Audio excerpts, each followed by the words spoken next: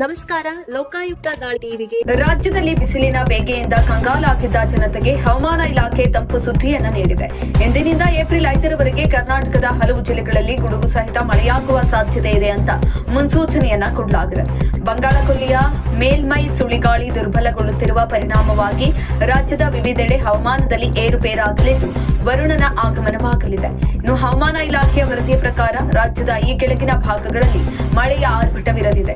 ಕರಾವಳಿ ಭಾಗಗಳಾದ ದಕ್ಷಿಣ ಕನ್ನಡ ಮತ್ತು ಉಡುಪಿ ಜಿಲ್ಲೆಗಳಲ್ಲಿ ಇಂದು ಸಂಜೆ ವೇಳೆಗೆ ಮಳೆ ಸುರಿಯುವ ಸಾಧ್ಯತೆ ಇದೆ.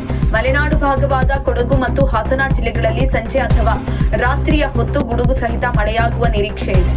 ದಕ್ಷಿಣ ಒಳನಾಡು ಜಿಲ್ಲೆಗಳಾದ ಮೈಸೂರು, ಚಾಮರಾಜನಗರ, ರಾಮನಗರ, ಬೆಂಗಳೂರು ಗ್ರಾಮಾಂತರ, ಬೆಂಗಳೂರು ನಗರ, ಕೋಲಾರ, ಚಿಕ್ಕಬಳ್ಳಾಪುರ, ತುಮಕೂರು ಮತ್ತು ಚಿತ್ರದುರ್ಗದಲ್ಲಿ ಮಳೆಯಾಗಲಿದೆ.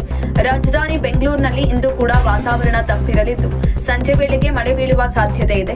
ನಿನ್ನೆ ರಾತ್ರಿ ಬೆಂಗಳೂರಿನ ಹಲವು ಭಾಗಗಳಲ್ಲಿ ಭಾರೀ ಮಳೆಯಾಗಿದ್ದು ಸುಡು ಬಿಸಿಲಿನಿಂದ ಕೂಡಿದ್ದ ನಗರ ತಂಪಾಗಿದೆ. ಆದರೆ ದಿಢೀರ್ ಮಳೆಯಿಂದಾಗಿ ನಗರದ ಹಲವು ಬಡಾವಣೆಗಳಲ್ಲಿ ವಿದ್ಯುತ್ ಸಂಪರ್ಕ ಕಡಿತಗೊಂಡು ಸಾರ್ವಜನಿಕರು ತೊಂದರೆಯನ್ನ ಅನುಭವಿಸಿದ್ರು. ಇಂದು ಕೂಡ ಮಳೆಯ ಮುನ್ಸೂಚನೆ ಇರುವುದರಿಂದ ಜನರು ಮುನ್ನೆಚ್ಚರಿಕೆ ವಹಿಸುವುದು ಉತ್ತಮ. ಬಂಗಾಳಕೊಲ್ಲಿಯಲ್ಲಿ ಉಂಟಾಗಿರುವ ಸುಳಿಗಾಳಿಯ ಬದಲಾವಣೆಯಿಂದಾಗಿ ಈ ಮಳೆ ಸುರಿಯುತ್ತಿದ್ದು ರೈತರಿಗೆ ಇದು ಸ್ವಲ್ಪ ಮಟ್ಟಿನ ನಿರಾಳತೆಯನ್ನ ತಂದಿದೆ.